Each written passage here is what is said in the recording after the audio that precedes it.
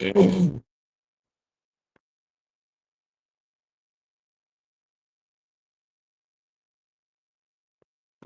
আছে, শুরু করি তাইলে। হ্যাঁ, আচ্ছা, ঠিক আছে। তোমরা আমাকে একটু রিমাইন্ডার দাও, কি পড়ছি গতকালকে, আমরা কতটুকু পড়ছি, কি বাকি আছে, একটু রিমাইন্ডার দাও। স্যার গতকালকে আমরা আর্টিকেলের কয়েকটা নিয়ম পড়ছি, আর ওই যে একটা প্র্যাকটিস করছি। আচ্ছা, আসসালামু আলাইকুম স্যার। স্যার আমার কিছু কথা ছিল। হ্যাঁ বলো। স্যার আমি গ্রামের বাসায় এসেছি এবং আমার মা খুব অসুস্থ। আমার মায়ের কাছে আমার বোনের মেয়ে থাকে, এজন্য স্যার আমি লাইভ ক্লাস কয়েকদিন করতে পারিনি। আচ্ছা আচ্ছা মানে আমি তো আসলে স্যার ক্লাস করতে পারবো না। তো স্যার এক্ষেত্রে আমি রেকর্ড ক্লাস শুধু একটা পেয়েছি স্যার, প্রথমটা। এরপরের স্যার আমি আর পাইনি। আচ্ছা। তোমার, আচ্ছা এখন একটু তুমি যাবা ওই ইয়াতেই, ওই লিঙ্কটাতেই, যেটা যে লিঙ্কটাতে রেকর্ড ক্লাসটা দেখছো না প্রথমটা, ওই সেম জি লিঙ্কে স্যার। একটু ঢুকো। ঢুকে দেখো এখন পাও কিনা। হ্যাঁ, এখন অন্যান্য ক্লাসগুলো পাও কিনা একটু দেখো। আচ্ছা স্যার, ঠিক আছে স্যার। তুমি এখন একটু চেক ধন্যবাদ করো, স্যার। চেক করে আমাকে একটু ফিডব্যাক দাও যে এখন পাচ্ছ কিনা। আচ্ছা স্যার স্যার, ঠিক গুগল আছে। ড্রাইভ অ্যাপটা ডাউনলোড করলেই তো সব সমস্যার সমাধান হয়ে যায়। ওখানে তো হ্যাঁ, ড্রাইভ অ্যাপে সব থাকে। গুগল ড্রাইভ তো সবার ফোনে অটোমেটিকলি থাকে, এটা না স্যার থাকলে ডাউনলোড থাকে, করে দিই। তারপরও যদি না পাওয়া যায় আর কি, অ্যাপ ডাউনলোড করলে অ্যাপে গেলেই পাওয়া যাবে, লিংকে ঢুকে আর লাগে না। এখন আমি কিন্তু আরেকটু সহজ করে দিয়েছি তোমাদের। আগে যেটা গুগল ড্রাইভে ডিরেক্ট অন হতো, সেটা অনেকটা মানে বেশি এমবি নিত আর কি প্লে করতে। হ্যাঁ, তো এখন আমি ওইটাকে কিন্তু ইউটিউবে আপলোড করে ওইটার একটা লিঙ্ক পিডিএফ তোমাদের দিয়ে দিই। গত কয়েকটা ক্লাস যদি দেখে থাকো, ওখানে ইউটিউবে আপলোড করে আমি ওই লিঙ্কটা পিডিএফ আকারে ওখানে দিয়েছি, যে ওই লিঙ্কে ক্লিক করলে অটোমেটিক ইউটিউবে চলে যাবে। তুমি মানে ক্লাসটা ওই ড্রাইভ থেকেই দেখবা, ওই ড্রাইভেই যাবা, ওখানে একটা পিডিএফ থাকবে, ওই পিডিএফ থেকে ইউটিউব থেকে অন হবে এই।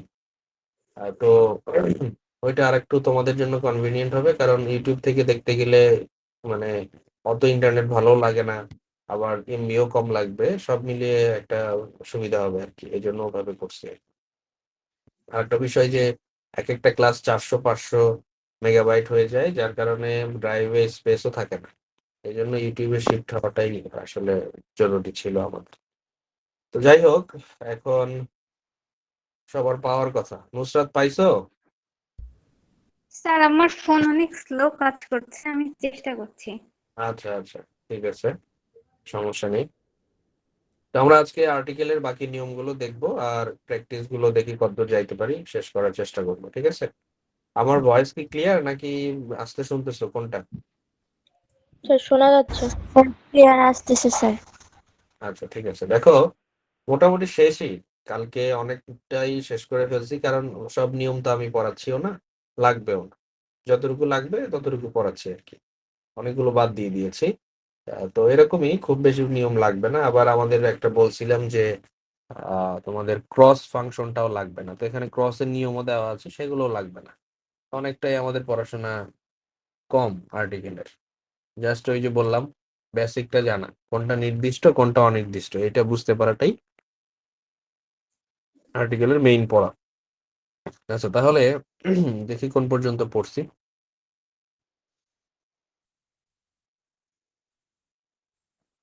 যেগুলো বাদ দিছি সেগুলো নিয়ম, বাট ওগুলো নিয়ম আকারে পড়ে মাথায় প্রেসার নেওয়ার দরকার নেই। এগুলো সেন্টেন্স যখন আসবে সামনে, এমনি পারবা।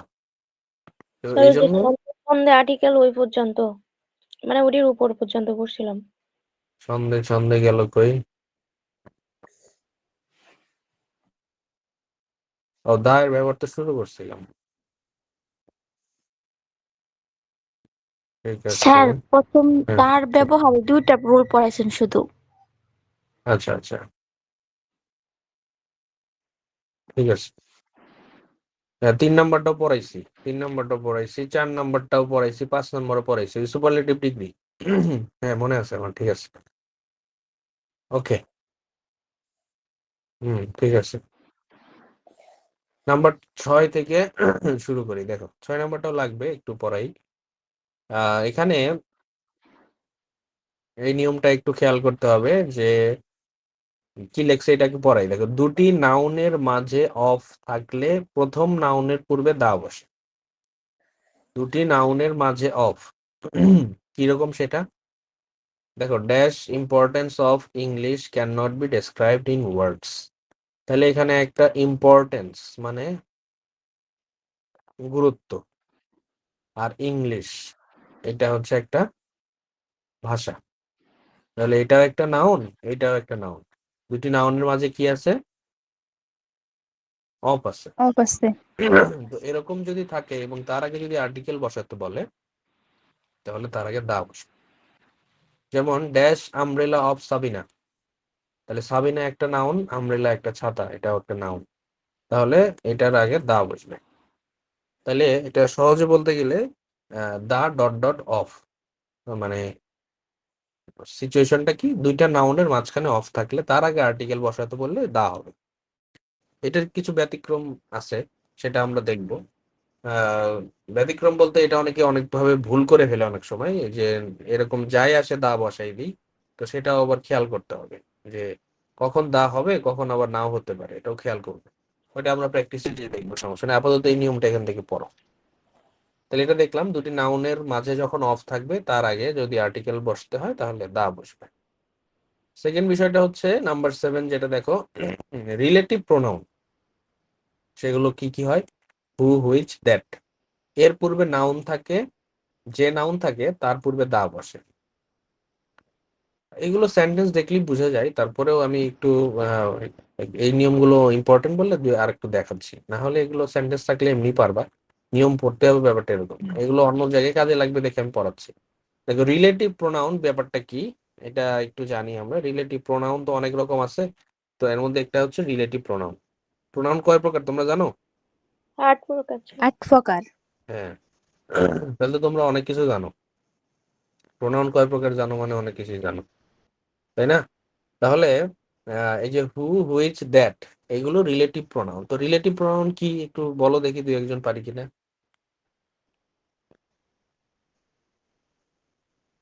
স্যার রিলেটিভ বলতে প্রোনাউন হচ্ছে সম্পর্ক আর কি।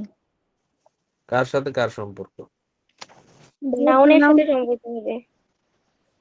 নাউনের যে সাথে নাউনের সম্পর্ক। যে প্রোনাউন দ্বারা হচ্ছে আমরা কোনো নির্দিষ্ট সম্পর্ক বুঝাই, তা সেটাই হচ্ছে রিলেটিভ প্রোনাউন। যেমন আর যেমন হু, হু হচ্ছে কে, মানে এটা হচ্ছে ব্যক্তিকে নির্দেশ করছে। হুইচ কি, আচ্ছা, কোন হুম, বস্তুকে নির্দেশ করছে। তাহলে করলো ঠিক আছে। তুমি যেটা বললা যে দুইটি নাউনের মধ্যে সম্পর্ক, না কি বললা? জি স্যার। তাহলে সেটা কি, ও কিভাবে করলো সম্পর্ক, কিভাবে গটকালি কেমনে করলো, সম্পর্ক করলো কেমনে? চুপ, কে মানে, হয়তো মানুষটাকে বা ব্যক্তিটাকে, এখানে হচ্ছে ব্যক্তি তো নাউন। আচ্ছা, বুঝতে পারছি। তোমার ঠিক আছে। ওই যে যেটা বললাম না, যে যেভাবে পড়া হয় আমাদের, অ্যাকচুয়ালি পড়ানো হয় যেটা, যে নাউন বা প্রোনাউনের সাথে সম্পর্ক তৈরি করে যখন, তখন এটাকে রিলেটিভ প্রোনাউন বলে। হ্যাঁ, এই সংজ্ঞাটুকুই পড়ি। এরপরে অ্যাকচুয়ালি কিভাবে কি হয় ওইটার আর ব্যাখ্যা খুব একটা কেউ ওইভাবে মাথায় নেই না। হ্যাঁ, তো এই জন্য হয় কি, বুঝাইতে গেলে আমরা বুঝাইতে পারি না, কাইন্ড অফ এই জিনিসটা বুঝি হয়তো, বাট বুঝাইতে গেলে পারি না। এই টাইপের সিচুয়েশন চলে আসে। যাই হোক, তো এটা কি, এটা বুঝাইতে হলে একটা সেন্টেন্স দরকার, তাই না? সেন্টেন্স ছাড়া তুমি বুঝাইতে পারবা না। তো সেরকমই এই দেখো, এই সেন্টেন্সটা দেখলে এটা বুঝতে পারা যায় যে dash boy who came here is my brother. তাহলে রিলেটিভ প্রোনাউন কি? রিলেটিভ প্রোনাউন হয় বাক্যের মাঝখানে বসে দুটি নাউনের সাথে সম্পর্ক স্থাপন করে, দুটি নাউনের সাথে সম্পর্ক স্থাপন করে। তাহলে দেখো, এখানে প্রথমে বসলো হচ্ছে দা বয়, তারপরে হচ্ছে who came here is my brother. তাহলে এই হু কি করলো, এই দা বয় নাউন, যে নাউনের সাথে বাক্যের অন্য অংশের একটা সম্পর্ক স্থাপন করলো। এই জন্য এটাকে বলে রিলেটিভ প্রোনাউন। মানে এই নাউনকে বাক্যের অন্য অংশের সাথে রিলেট করে দেওয়া, সম্পর্ক করে দেওয়া, এই জন্য এটাকে বলে রিলেটিভ প্রোনাউন। বুঝতে পারছো এবার? জি স্যার। জি স্যার। এই ধরনের সেন্টেন্স যখন আসবে, এরকম রিলেটিভ প্রোনাউন যুক্ত যখন সেন্টেন্স আসবে, তার আগে যে নাউনটা থাকবে তার আগে আর্টিকেল থাকলে দা বসাতে হবে, এটাই নিয়ম আর কি। এই যে হু আছে, তার আগে যে নাউন বয়, তো বয়ের আগে কি হবে? দা হবে। দা।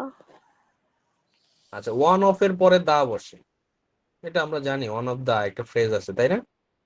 এগুলো নিয়ম আমরা রাইট ফর্ম ভার্বসও দেখবো। ওয়ান অফ দা এর পরে নাউন প্রোনাউন প্লুরাল হয়, ভার্ব সিঙ্গুলার হয়, এগুলো আছে, এগুলো পরে দেখবো, সমস্যা নেই। ওয়ান অফ থাকলে তারপরে আর্টিকেল বসাইতে হইলে দা বসবে। ওয়ার্ল্ড, ইউনিভার্স, গ্লোব, কসমস ইত্যাদির পূর্বে দা বসে। এই যে এই শব্দগুলো অনেক সময় বাক্যের মাঝখানে চলে আসে কিন্তু, তাই না? We live in the world of এই সেই হ্যান ত্যান। তো যাই হোক, ওয়ার্ল্ড, তারপরে ইউনিভার্স, তারপরে গ্লোব, কসমস, এই জিনিসগুলো থাকলে, এই শব্দগুলো থাকলে তার আগে আর্টিকেল বসাইতে হলে দা বসবে। এগুলো দরকার নেই, 11 দরকার নেই। 12 নম্বরটা একটু দেখতে হবে, হ্যাঁ।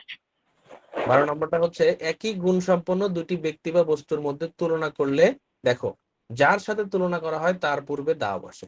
এটা একটু ইম্পর্টেন্ট। একই গুণ সম্পন্ন দুই ব্যক্তি বা বস্তুর মধ্যে যখন তুলনা করব, যার সাথে তুলনা করব তার পূর্বে দা। দেখো দুইটা সেন্টেন্স এখানে, Nazrul is dash Shelley of Bangladesh. Nazrul কি কবি ছিল? বিদ্রোহী কবি। শেলিও হচ্ছে একজন বিখ্যাত বিদ্রোহী কবি ছিল। দেখো নজরুলকে কার সাথে তুলনা করতেছি? শেলির সাথে। শেলির সাথে। তাহলে নিয়ম হচ্ছে যার সাথে তুলনা করব তার আগে দা দা। বসবে। অবশ্যই। তাহলে শেলির আগে দা বসবে। আরো সহজে যদি বুঝাই, যে ধরো সাকিব আল হাসান হচ্ছে বাংলাদেশের বিরাট কোহলি। হ্যাঁ, মানে বিরাট কোহলি যেরকম ভরসার খেলা খেলে, তেমনি ভাবে সাকিবও খেলা আর কি। তো যাই হোক, এখন তো আর নাই, যাই হোক, মানে বোঝানোর জন্য বললাম। তাহলে কি হবে? Shakib Al Hasan is the Virat Kohli of Bangladesh, নাকি? যার সাথে তুলনা করবো, বিরাট কোহলির সাথে তুলনা করছি, তার আগে দা বসাবো। ক্লিয়ার? জি স্যার। জি স্যার। এরপরে আসে হচ্ছে, এই ধরনের সেন্টেন্স একটু মনে রাখবা। কম্পারেটিভ সেন্টেন্স হয়, ঠিক আছে। কম্পারেটিভ কিছু ওয়ার্ডের আগেও অনেক সময় দা বসে। আমরা যেটা প্রাইমারি নিয়ম শিখছি যে সুপারলেটিভ ডিগ্রির আগে দা বসে, তাই না? বাট কিছু কিছু কম্পারেটিভ ডিগ্রির আগেও দা বসে, যদি সেন্টেন্সের প্যাটার্নটা এরকম থাকে। দেখো, he is dash better of the two boys, এই যে অফ দা অ্যাড করে দুই ব্যক্তি বা বস্তু যখন বুঝাবে, তার আগে যখন কম্পারেটিভ ডিগ্রি থাকবে তার আগে হবে the. He is the better of the two boys. বুঝতে পারছো? জি স্যার। এই ধরনের সেন্টেন্স একটু মনে রাখতে হবে। স্যার কম্পারেটিভ মানে কম্পেয়ার করলে কি ওখানে অফ দাই থাকতে হবে? হ্যাঁ, তুমি যদি নর্মাল সেন্টেন্স বলতে আর কি, যেটা নর্মাল কম্পারেটিভ সেন্টেন্স হয়, সেখানে দেখো এরকম হইতো যে he is better than me, এরকম হইতো, বা he is better than you, he is better than Shamim, বা করিম ইজ বেটার দেন রহিম, এরকম হইতো না? জি মানে স্যার। নর্মাল কম্পারেটিভ সেন্টেন্স এরকম হয়। বাট এটা দেখো, ওই অফ দ্য টু বয়েজ এই ফরমেশনে যাওয়ার কারণে কম্পারেটিভের আগে দা বসাতে হয়। He is the better of the two boys, মানে দুইজন বালকের মধ্যে সে বেটার। ক্লিয়ার? জি স্যার। এরকম যদি থাকে অনলি, তাহলেই হবে। আচ্ছা, আদারওয়াইজ অন্যভাবে থাকলে আর ওই নিয়ম যাবে না, ওইটা নর্মালি ওটার আগে আর্টিকেল তো থাকে না। এটা দেখো, এটাও ইম্পর্টেন্ট, অনেক সময় আমরা ভুল করে ফেলি এরকম। ঐতিহাসিক নাম, পদবি, উপাধি এবং প্লুরাল পরিবার নামের পূর্বে দা বসে। আচ্ছা, এখানে অনেক কিছু লিখছি, বাট একটা জাস্ট খালি উদাহরণ দেওয়া হয়েছে, আরেক কয়েকটা আমি দিচ্ছি, দেখো। ঐতিহাসিক নাম। আচ্ছা, ঐতিহাসিক নাম কাদের কাদের মনে পড়ে বলো তো, যে কারা ঐতিহাসিক? তো বিভিন্ন কবিরা তো আছেন। হ্যাঁ, যেমন বিভিন্ন কবি, নবী রাসূলগণ, মানে তোমার হচ্ছে রাজা বাদশারা যারা ছিল। হ্যাঁ, তারপরে হচ্ছে তোমার, বিখ্যাত যাই হোক, ব্যক্তিরাই আর এটা কি। বিখ্যাত ব্যক্তি তো জানোই, ঐতিহাসিক ব্যক্তি যারা আছে, ব্যক্তি আছে। তারপরে হচ্ছে তোমার কিছু জায়গাও আছে, জায়গার নামও আছে, যেগুলো ঐতিহাসিক জায়গা আছে। আচ্ছা, তারপরে আছে পদবি। পদবি বলতে আমরা যেটা বুঝি, যে একক পদবি। একক পদবি বলতে যেটা বোঝাচ্ছি, যদি ধরো হচ্ছে একটা স্কুলে বা কলেজে প্রিন্সিপাল তো একজনই, হেডমাস্টার কি একজনই, একটা দেশের তোমার হচ্ছে প্রাইম মিনিস্টার কি একজনই, তারপরে হচ্ছে তোমার মিনিস্টার একটা জেলায় একজনই। বুঝতে পারতেছি? তো এরকম জি prime sir. Minister, minister, headmaster, principal এই ধরনের পদবীর আগে হচ্ছে দা বসবে। তারপরে হচ্ছে তোমার উপাধি, মানে কাইন্ড অফ একই জিনিস, উপাধি ব্যাপারটা একটু ভিন্ন। উপাধি বলতে হচ্ছে তোমার ধরো কাউকে কোনো কিছুর নামে সম্বোধন করা, ঠিক আছে? যেমন লিডার, তারপরে হতে পারে হচ্ছে তোমার ক্যাপ্টেন। হ্যাঁ, এই যে উপাধিগুলো, এগুলো তার আগেও দা বসবে। আর একটা আছে হচ্ছে প্লুরাল পরিবার। প্লুরাল পরিবার এটা বাংলাদেশের এই কন্টিনেন্টে খুব একটা না, ইন্ডিয়ান কন্টিনেন্টে আছে। যেমন ওই যে বলে খানস, পাঠানস, মুঘলস। হ্যাঁ, এই যে মুঘল সম্প্রদায় বা মুঘল বংশ বলে আর কি, মুঘলস ওইটাকে প্লুরাল দিয়ে লিখে ওরা। পাঠানস এটা লিখে আর কি, খানস এস দিয়ে প্লুরাল করে লেখে। তো এই ধরনের প্লুরাল পরিবার যেগুলো আছে স্যার দা সেগুলোর। তো সবসময় সিঙ্গুলার ভার্ব থাকলে বসে, প্লুরাল ভার্ব থাকলে বসে না, না? আর প্লুরাল নাউন থাকলে বসে, আর সিঙ্গুলার নাউন থাকলে বসে না। বুঝলাম না। স্যার দার ক্ষেত্রে ভার্ব অবশ্যই কি সিঙ্গুলার হতে হবে, প্লুরাল হলে দা বসবে না। আবার ভার্ব ভার্ব যদি নাউন যদি নাউন যদি সিঙ্গুলার হয় তাহলে দা বসবে না, এ বা এন বসবে। আর যদি প্লুরাল হয় তাহলে দা বসবে। আচ্ছা, হ্যাঁ, প্লুরাল হলে তো অবশ্যই দায়ী হবে, এটা তো আমরা দেখছি, তাই না? এটা তো পড়াইছিলাম। আর যেটা বললা, তার আগে যেটা বললা কি স্যার সিঙ্গুলার হলে। ভার্ব কি সিঙ্গুলার হবে নাকি প্লুরাল হবে? আচ্ছা, হবে এখন অবশ্যই। এখানে ভার্বের দিকে সবসময় দেখলে তো আর মিলবে না। যেমন এইখানে ভার্ব কি সিঙ্গুলার, কাজেই অনলি ভার্ব দেখে তো আর সবখানে মিলানো যাবে না। বুঝতে পারছি? Most of the plural subject যেগুলো আছে, প্লুরাল সাবজেক্টের জন্য প্লুরাল ভার্ব হয়, মানে ভার্বটা প্লুরাল হবে, ইজ না হয় আর হইতো। বাট প্লুরাল সাবজেক্ট তো সবসময় যে ব্যাপারটা হবে তা না। সেটা দেখতে হবে যে সেন্টেন্স কিরকম আছে। বুঝতে পারছি? কাজেই খালি ভার্ব দেখেই যে বুঝে ফেলবা যে দা হবে, আর যদি সিঙ্গুলার হয় তাহলে এ বায়ান হবে, এরকম না। সবসময় তো আর এক জায়গায় জিনিসটা ইয়া না। ওই কোথায় কোথায় দেখতে হয় এটা তো আমরা গত ক্লাসে দেখছি। এই যে যেমন এইখানে ছিল, এই যে এখানে ভার্ব দেখে বোঝা যাচ্ছিল, তাই না? তো এইটাতে ঠিক আছে, বাট অন্যগুলাই তো আর ওইভাবে মিলানো যাবে না। ক্লিয়ার? ব্যবহার তো অনেক দা এবং এনের। হ্যাঁ অনেক, বাট কই খুব একটা তো বেশি, মানে তো হবে পড়াই নেই আমি, অনেকগুলো বাদ দিয়ে দিছি, তাই না? আর সেন্টেন্স দেখা দেখে গেল যে বুঝতে হবে। ওইখানে যাই হোক 15-20টার মধ্যে যে 8টা-9টা কালকে গুনলাম পড়াইছি, বাদ বাকি সব তো বাদই। আর এগুলো তো আমরা জানি, এই আর্টিকেলের এই নিয়ম তো আগে থেকেই জানি, এখন জাস্ট একটু মনে করাই দিচ্ছি। আর এই যে এত এত নিয়ম লাগবেও না, আমি প্র্যাকটিস করাবো বলছি না, এত নিয়ম লাগবে না তোমাদের। এই গতানুগতিক কত নিয়মের মধ্যে থাকে না, ওই নির্দিষ্ট অনির্দিষ্টটা বোঝাটাই মেইন চ্যালেঞ্জিং হয় আর কি। যাই হোক, 15 নাম্বার দেখো, মিউজিক্যাল ইনস্ট্রুমেন্ট বা বাদ্যযন্ত্র বাজানো বুঝালে তার পূর্বে দা বসে। He can play the piano. The piano বাজানো বুঝালে, এটার মধ্যে কিন্তু ভেজাল আছে। এই যে বাজানো শব্দটা না বুঝলে ভেজাল আছে। অনেকে বলে কি মিউজিক্যাল ইনস্ট্রুমেন্টের আগে দা বসে। হ্যাঁ, এখন মিউজিক্যাল ইনস্ট্রুমেন্টের আগে কেন দা বসবে? যেমন যদি বলে আই হ্যাভ এ গিটার, আমি কি বলবো আই হ্যাভ দা গিটার?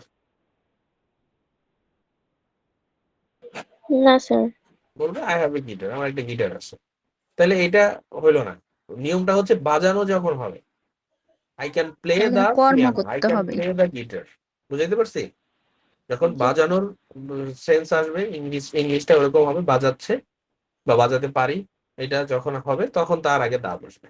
আশা করি বুঝতে পারছি। খেয়াল করতে হবে, এগুলো অনেক সময় ভুল হয়। এটা এই যে ভালো করে না বুঝলে কি হবে, আই হ্যাভ এ গিটার দিয়ে দিছে, আই হ্যাভ ড্যাশ গিটার। আরে তুমি তো পড়ছো মিউজিক্যাল ইনস্ট্রুমেন্টের আগে দা, আই হ্যাভ দা গিটার হয়ে গেল, ভুল। তো এটা মানে অল্প বিদ্যা ভয়ঙ্করী, যেটা আর কি, পুরাটা জিনিস বুঝতে হবে। আচ্ছা, এই যে ছোটবেলার ছড়া, চন্দ্র সূর্য সাগর মহাসাগর আর নদী, পর্বতশ্রেণী দ্বীপপুঞ্জ উপসাগর থাকে যদি, উত্তর দক্ষিণ পূর্ব পশ্চিম মিলে এই পৃথিবী, জাতি সম্প্রদায় যত তত ধর্মগ্রন্থ পত্রিকা লিখলেন কবি, জাহাজ তারিখ আর ভৌগোলিক নাম, এর আগে দায়ের ব্যবহার হয় সহজে জানলাম। যাই হোক মানে এখানে যা যা বলছি সব কিছুর আগে দা দিতে হবে এবং এখানে যা যা লিখছি তার একটা করে উদাহরণ এখানে দেওয়া আছে।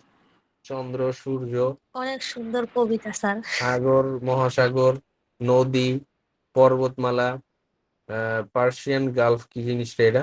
এই দ্বীপপুঞ্জ নাকি উপসাগর কোনটা? হ্যাঁ হ্যাঁ, উপসাগর। তারপরে হচ্ছে নর্থ, সাউথ, ইস্ট, ওয়েস্ট, পৃথিবী, ওই যে ইন্ডিয়ানস সম্প্রদায় আর কি, এগুলো মুসলিমস, কোরআন, হ্যাঁ দা হোলি কোরআন, গ্রন্থের নাম, পত্রিকার নাম, আমির বংশের নাম, ঐতিহাসিক বংশের নাম, ডেট, তারিখ, ইউএসএ, এগুলো হচ্ছে ইউনাইটেড। এটা নিয়ে পরে দেখবো, এই যে এখানে আরেকটা আলাদা নিয়ম আছে, ওগুলো দেখতেছি। তো যাই হোক, এগুলোর আগে আমরা দা বসাই, এগুলো আমরা মুখস্থ নিয়ম সবাই জানি ছোটবেলা থেকে। আচ্ছা, আরেকটা যেটা ইম্পর্টেন্ট বিষয়, এই যে তোমার অ্যাব্রিভিয়েশন যেগুলো আছে, বিভিন্ন ধরনের অ্যাব্রিভিয়েশন আমরা দেখে থাকি। এখন সব অ্যাব্রিভিয়েশনের কিন্তু দা হয় না, ওই নিয়ম বাদ, ওইটা না। নিয়ম হচ্ছে কি, যে এই যে যে জিনিসগুলো দেখো, USA, UK, UND, LDC, UNESCO, Punjab, Taj Mahal, French revolution, এগুলো হচ্ছে কি, এই যে অর্থযুক্ত দেশ বা অর্থযুক্ত স্থান বা প্রসিদ্ধ কোনো জায়গা। এই অর্থযুক্ত দেশ বা অর্থযুক্ত স্থান বলতে বোঝাচ্ছে এটার একটা মিনিং আছে। ইউনাইটেড স্টেটস অফ আমেরিকা, আমেরিকার কিন্তু অনেকগুলো স্টেট আছে, সবগুলো যখন একত্রে বলে, একসাথে যখন হয়, তখনকে বলে ইউনাইটেড স্টেটস। এটার মধ্যে অনেকগুলো প্রদেশ আছে, বুঝাইতে পারছি? তো ইউনাইটেড কিংডম, এদেরও অনেকগুলো প্রদেশ আছে। তো এই যে এরকম অর্থবোধক যখন কিছু হবে, যে একটার মধ্যে অনেক কিছু আছে, এই ধরনের বিশেষ করে এই কয়েকটাই, এই কয়েকটা পড়লেই হয়ে যাবে। তো এগুলোর আগে দাঁত দিবা, পাঞ্জাব এটার আগে দাঁত দিবা, তাজমহল এটার আগে দাঁত দিবা, ফ্রেঞ্চ রিভলিউশন ফরাসি বিপ্লব ঐতিহাসিক ঘটনা, হ্যাঁ, সিপাহী বিদ্রোহ, তারপর হচ্ছে লিবারেশন ওয়ার, এগুলোর আগে দা দিবা। আমরা জানি অন দা আদার হ্যান্ড, এগুলো জানি, এগুলো পড়তে হবে না। আহ আচ্ছা, এই ক্রসের নিয়ম পড়তে হবে না, এগুলো লাগবে না।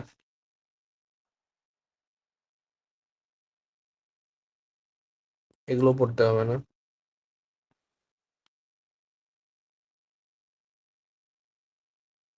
উম এই তো,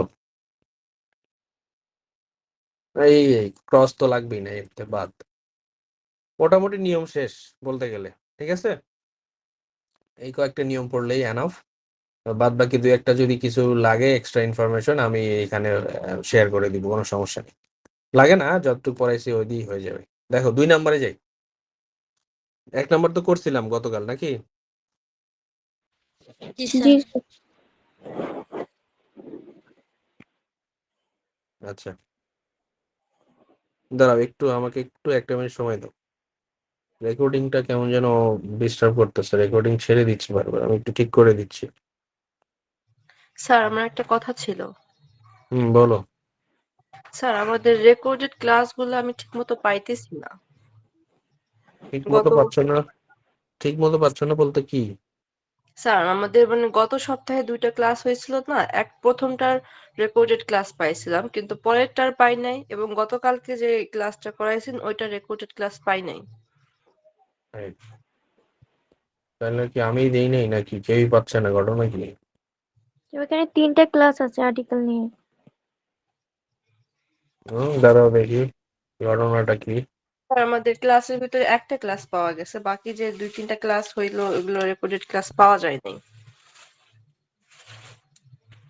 আরে এরকম হওয়ার কথা না, দাঁড়াও। আচ্ছা, তোমরা লিংকে ঢুকলে এরকম পাও নাকি, রেকর্ডেড ক্লাস, লেকচার শিট? জি স্যার। স্যার লেকচার শিট সব দেখতে পাও তো নাকি? হ্যাঁ, লেকচার শিট দেখতে পাই। আচ্ছা, রেকর্ডেড ক্লাসে গেলে যে এখন তো 3টাই আছে। স্যার আমি আর্টিকেলে গেছি তখনও পাওয়া যায় না, এবং টেন্সের যে 2টা ক্লাস হয়েছিল আমি একটা পেয়েছিলাম কিন্তু পরেরটা পাইনি, সেকেন্ড ক্লাসটা পাইনি। টেন্সে গেলাম, এই যে ক্লাস 1 ক্লাস 2, এখন তো আমি একটু চেঞ্জ করছি ফরমেশন। ধরো ক্লাস 2 তে ঢুকলে এই যে একটা পিডিএফ ওপেন হবে, এই যে একটা লিংক আছে দেখো। স্যার আমি লিংকে ইউটিউবে গিয়ে পাইছিলাম ক্লাস 1টা, কিন্তু সেকেন্ডটা পাই নাই। না এখন পাবা, এই যে সেকেন্ডটাই ঢুকলাম দেখি, এই যে ইউটিউবে গেলা, ক্লাস তো অন হয়ে গেছে, এই যে। তাহলে আমি একটু দেখি। পাই কিনা। এবং গতকালকে ক্লাসটাও পাইনি, আমি আজকে চেক করেছিলাম। তাহলে তুমি হয়তো, আমি কালকে ঠিকঠাক করছি হয়তো, এই জন্য আর কি আজকে পাবা, সমস্যা নেই। যেমন আর্টিকেলে এই যে ফার্স্ট ক্লাস আর্টিকেলে ঢুকলে এই লিঙ্কে ক্লিক করলে আর্টিকেলের ফার্স্ট ক্লাসে চলে যাবে। এই যে, হ্যাঁ এখন দেখতে পাবা, সমস্যা হওয়ার কথা না কারো। জি স্যার, এখন দেখা যাইতেছে। এখন হ্যাঁ টেন্সের ক্লাস পেলাম এবং হ্যাঁ, আর্টিকেলের। এখন পাবা সমস্যা নেই, বুঝতে পারছি। ওটা হয়তো একটু ইয়া হয়েছিল, যাই হোক। জি স্যার, ঠিক দেখো আছে, পাইছি। তাহলে স্যার দুই ওই নম্বর লিঙ্কটা কি আরেকবার শেয়ার দেওয়া যায় না? আমার কাছে লেকচার শিটের ওইটাও নাই। দেওয়া যাবে না কেন? স্যার গ্রুপে আরেকবার দিয়ে দেন। গ্রুপে দিতে বলার কথাটাই মনে থাকে না তো আমার, আমি তারাও আবার বলে দিই আজকে। আচ্ছা তারও, আর আমি এখানে দিয়ে দিচ্ছি, তোমরা এখান থেকেও চাইলে নিতে পারো। ক্লাসের চ্যাট বক্সে, হ্যাঁ মেসেজ বক্সে দিচ্ছি। স্যার ওইখান থেকে আমি পাইনি আর কি। বুঝতে পারছি। আচ্ছা আমি গ্রুপে বলে দিচ্ছি, তারও এখনই আমি বলতেছি, না হলে ভুলে যাই।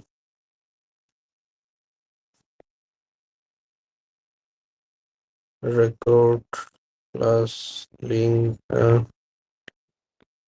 দিয়ে দেন সব গ্রুপের।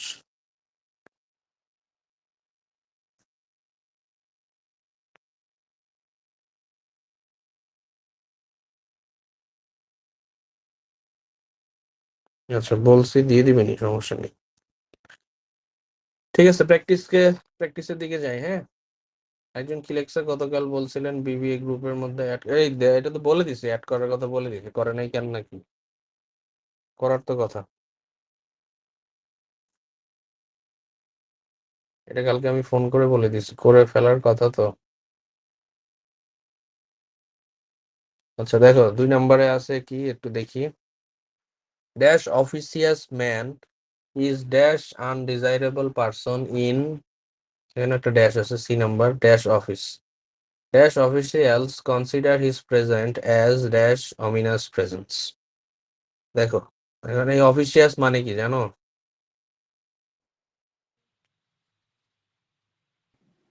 জানি না স্যার। আচ্ছা না জানলে এটা করতেই পারবে না, অর্থ না বুঝলে কিন্তু মিনিং না করতে পারলে কোনটা কিভাবে বলা হচ্ছে এটা বুঝবা না। আচ্ছা তাহলে অফিসিয়াস মানে হচ্ছে এই যে, যে সব জায়গায় নাক গলায়, মানে অযাচিত, কি বলে এটার ভালো বাংলা কি রে? উপদেশদাতা আর কি। হ্যাঁ, সবখানে জ্ঞানদাতা আর কি, সহজ ভাষায় বলতে গেলে সবখানে যে জ্ঞান দেয়। বুঝতে পারছি? আহ, ভালো বাংলায় কেমনে বলি?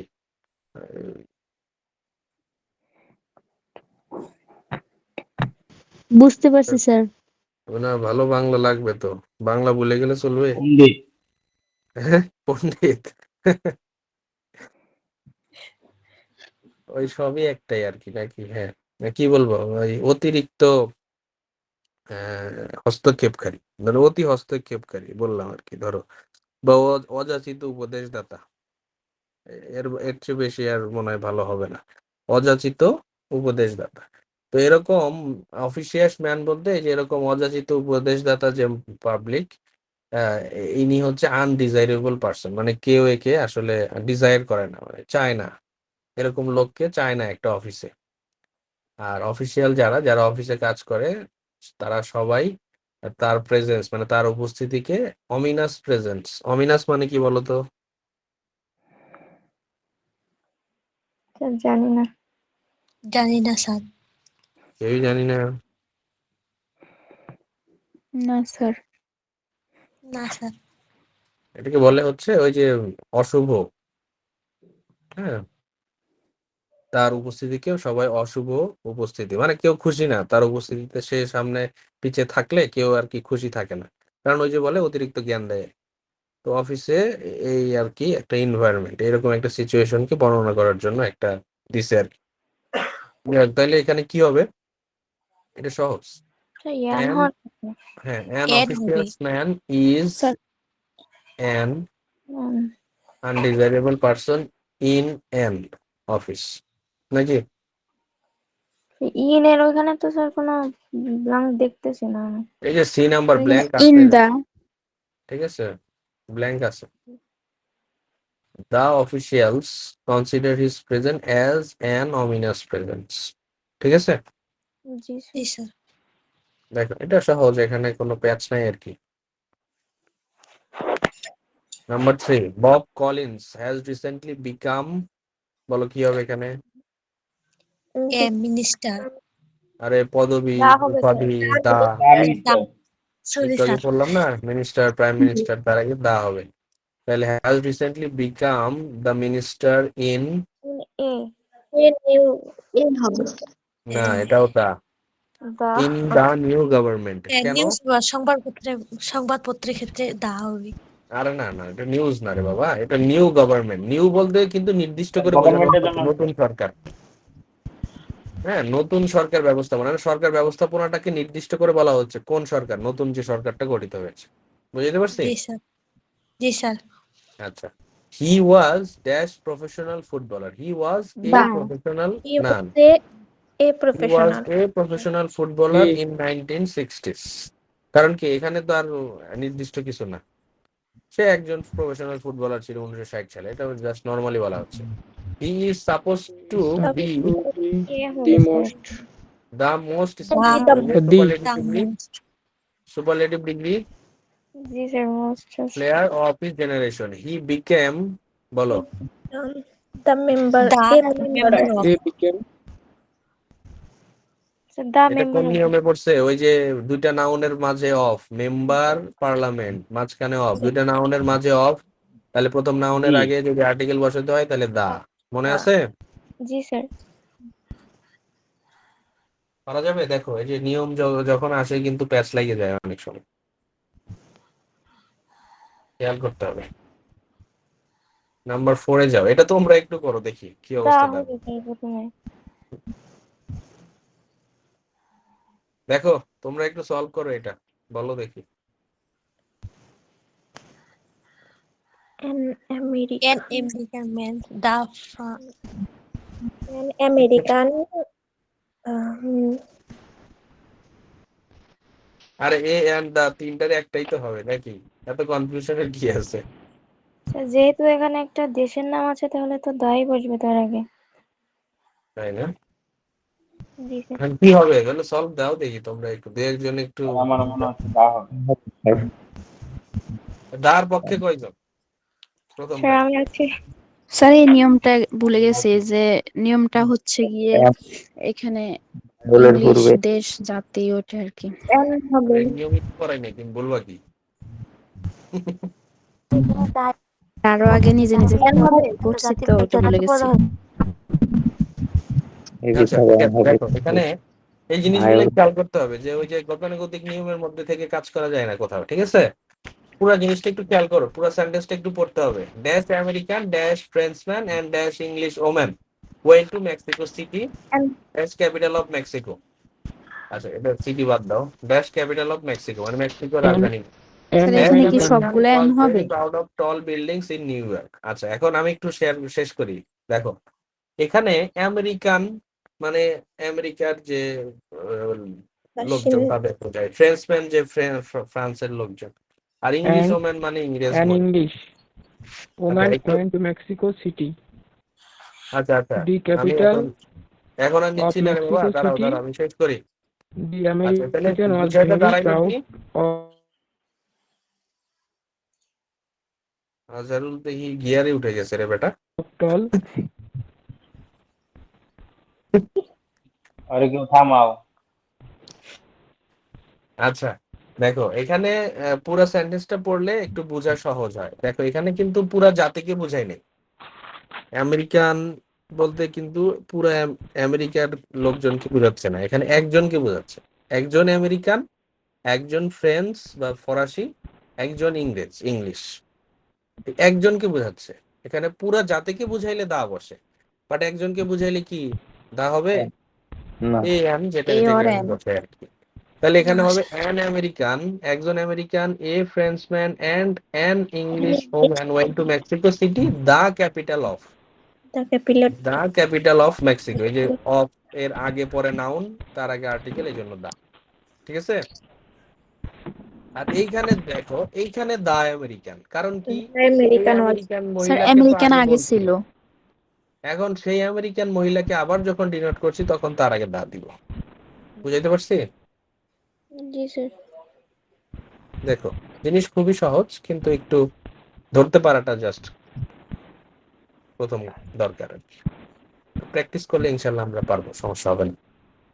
নাম্বার 5 এ যাই। হযরত মুহাম্মদ সাল্লাল্লাহু আলাইহি ওয়াসাল্লাম ইজ, এটা না, এটা ব্ল্যাঙ্ক আছে এখানে একটা, dash last prophet, the last, তাই না? লাস্ট মানে হচ্ছে সুপারলেটিভ ডিগ্রি, তাহলে the last prophet of Allah and the leader of all prophets, he is, এটাও the greatest of men and teachers ever born on earth.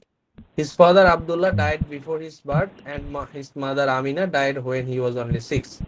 So he became an orphan. এখানে খুব সহজ। When he was a child, sorry, when he was still an infant. He was brought up by, কি হবে?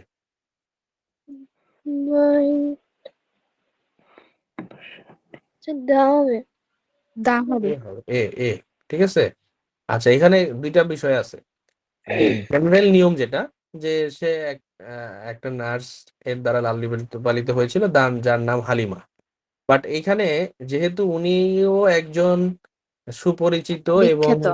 হ্যাঁ, সবাই বিখ্যাত বলতে ব্যাপারটা ওটা না, সবাই এই ইতিহাসটা জানি আমরা, তাই না? এই জন্য যেহেতু সুপরিচিত নাম, এই জন্য তার আগে দা দিলেও ভুল হবে না, তবে অ্যাপ্রোপ্রিয়েট এ দেওয়া। ঠিক আছে। জি স্যার। মানে এখানে যদি তার নাম না থেকে জেনারেল কোনো পারপাস সেন্টেন্স হইতো এখানে, বা এই টাইপের প্যাটার্নে নেমড সামওয়ান বা নেমড এই সেই, তখন এটার আগে এ দেওয়াটাই অ্যাপ্রোপ্রিয়েট। দা দেওয়াটা এখানে ঠিক আছে, এই সেন্টেন্সের জন্য ঠিক আছে, বাট অন্য টাইপের সেন্টেন্স থাকলে ওটা হইতো না। ক্লিয়ার? জি sir. Okay. Have you ever talk to a street beggar? I have, হ্যাঁ আমি বলেছি। তুমি কি কখনো একটা রাস্তার ভিক্ষুকের সাথে কথা বলেছো? হ্যাঁ, আই হ্যাভ, আমি বলেছি। He leads a miserable life, একদম খুবই মর্মাহত লাইফ লিফট করে। ভেরি অফেন, খুব কম সময় কি হয়, people behave rude, sorry, very often মানে প্রায়, people behave rudely with them, খারাপ আচরণ করে তাদের সাথে। এই সি নাম্বার, এখানে একটা ব্ল্যাঙ্ক আছে। ড্যাশ পুলিশ টর্চার দেম, কি হবে দা বলো তো? স্যার, দা পুলিশ, এই তো একটা দা পুলিশ পুরো মানে পুলিশ সকল পুলিশকে বোঝাচ্ছে যেহেতু, এই জন্য দা, তাই না? The police torture them and the hijackers rob them. If you talk to any of them you will feel, কি হবে? Dash urge to do something, sir a অথবা an. An, you will feel an urge to do something for this research. Clear? জি sir. আচ্ছা, being a student my daily life is fairly routine. I get up early in the morning, morning এর আগে দা, ওই যে কোনো সময়ের আগে, and take a morning walk in an open square. Then I brush my teeth and make ablution. Then I offer my morning prayer to the Almighty. দেখো, বুঝতে সমস্যা হলে আমাকে বলবা। স্যার এখানে তো স্যার যে আপনি তো বলেছিলেন যে মর্নিং, আফটারনুন এগুলোর আগে সম্ভবত দা বসে, কিন্তু এখানে তো দুইটা মর্নিং আছে, তাহলে সেক্ষেত্রে আমরা কি করতে পারি? না, এখানে ওই জিনিসটাই খেয়াল করতে বলতে হবে আমাকে। এখানে আমি এই জন্যই বলছি যে এটা বুঝতে পারছো কিনা সবাই। দেখো, এখানে এটা মর্নিং মানে সময়, এই জন্য তার আগে দা, এটা একটা নিয়ম আমরা পড়ছিলাম নাকি? মর্নিং, ইভিনিং, ওই যে বিভিন্ন সময়ের আগে দা বসে। বাট এইটা কি মর্নিং কোনো সময় বোঝাচ্ছে, নাকি মর্নিং ওয়াক এটা একটা কি? মর্নিং ওয়াক একটা নাউন, সকালে হাঁটার সময় কি সকালে বোঝায়? হাঁটা, তাই না? এখানে কিন্তু সময় বোঝাচ্ছে না, এখানে একটা ব্যায়ামের নাম বোঝাচ্ছে, মর্নিং ওয়াক। জি। বুঝতে পারছি? এই জন্য এটা কোনো সময় না। আমরা ওই যে let's go for a walk বলি না, চলো হাঁটতে যাই, let's go for a walk, তো এখানে জাস্ট মর্নিং ওয়াক, তার আগে এ বসবে। বুঝে, আশা করি বুঝছি।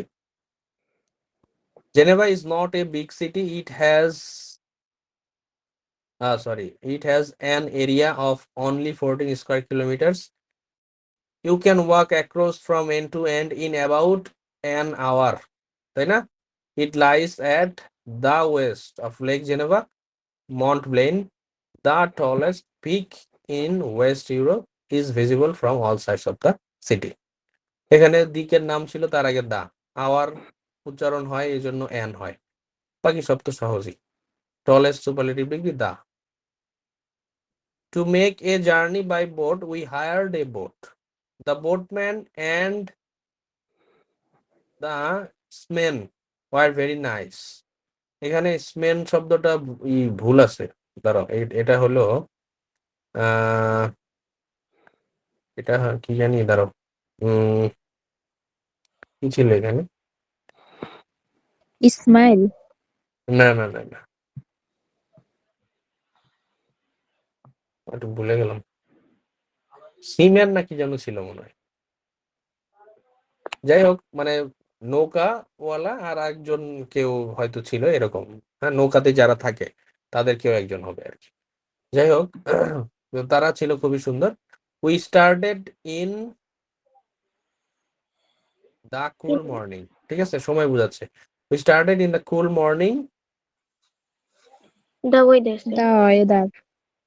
দাঁড়াও, এখানে কি লিখছে? Dash weather was also favourable. হ্যাঁ, the weather was also favourable. Number 10-এ যাচ্ছি। The process of globalisation obviously requires an achieved a prestige of being that language. It is no longer dash language of the British, the language of the British or the American, but the language belonging to the world's people. Nowadays, an English-speaking person can freely move across the world. কিভাবে হইলো দেখো, the process of globalization obviously requires, globalisation মানে বিশ্বায়নের প্রসেসটার জন্য দরকার একটা অর্জিত, achieved a prestige of being that language, মানে এবং একটা সুগঠিত ভাষা। It is no longer the language of British, এই যে ল্যাঙ্গুয়েজ অফ, তারপর একটা দ্য ব্রিটিশ নাউন, দুটা নাউনের মাঝখানে অফ, তার আগে the. It is no longer the language of British or the American, এটা ব্রিটিশ অথবা আমেরিকানদের ভাষা শুধু না, but the language belonging to the world's people, মানে সারা বিশ্বের মানুষের ভাষা। Nowadays dash English speaking person can freely move across the world. এখানে অ্যান হবে কেন? কারণ অর্থটা দেখো, যে ইদানিং বা এখনকার সময়ে একজন ইংরেজ ভাষাভাষীর লোক, ইংরেজ কথা বলার লোক সারা বিশ্বে ফ্রিলি মুভ করতে পারে। তো এখানে এই জন্য অ্যান, এখানে পুরো জাতিকে বোঝাচ্ছে না, বোঝাচ্ছে যেই পারুক না কেন, যেই ইংলিশ ভালো পারে সেই সারা বিশ্বে ফ্রিলি মুভ করতে পারে। এই জন্য অ্যান ইংলিশ স্পিকিং, এই যে পার্সন আছে বলে তার আগে অ্যান দিতে হবে। বুঝাইতে পারছি? জি স্যার। জি স্যার। জি স্যার। তারপরে ওই যে জাতি বুঝাইলেই দা হবে, ওই এক নিয়মে কিন্তু থাকা যাবে না, খেয়াল করতে হবে। যেগুলো দেখলাই যে এখানে আমেরিকান ছিল, এগুলো খেয়াল রাখতে হবে একটু, ঠিক আছে? আচ্ছা, তোমাদের একটা হোমওয়ার্ক দিব, 11 নাম্বার থেকে 20 নাম্বার পর্যন্ত হোমওয়ার্ক বাসায়, এই 10টা বাসায় করবা। আর আমি আরেকটা অ্যাডিশনাল জিনিস দিব, সেটা হচ্ছে আমরা 2015 থেকে 2024 পর্যন্ত বোর্ড কোশ্চেন গুলো সলভ করবো, আর্টিকেল। ওকে, জি স্যার। 22 সাল পর্যন্ত মনে হয় আমার যে শীটটা আপলোড করা আছে সেখানে আছে, বাকিগুলো একটু অনলাইন থেকে নিয়ে নিও কষ্ট করে, অথবা বইয়ে থাকলে যার বই আছে সেখান থেকে করে নিও, ঠিক আছে? স্যার 2015 থেকে কত সাল পর্যন্ত বলছেন? 24